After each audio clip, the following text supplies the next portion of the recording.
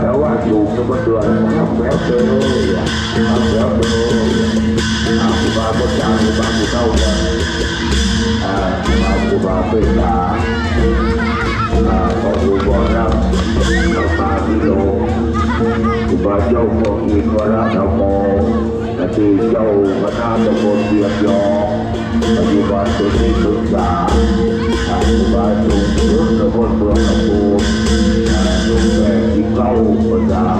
องค์ที่เก้าครูบาตั้งคนนะครับแต่ละต้องวันโลดไปดูเรียนน้ำมนต์นะครับเดี๋ยวดูได้นะครับเนอะเป็นยุทธเลยยุทธแล้วบางที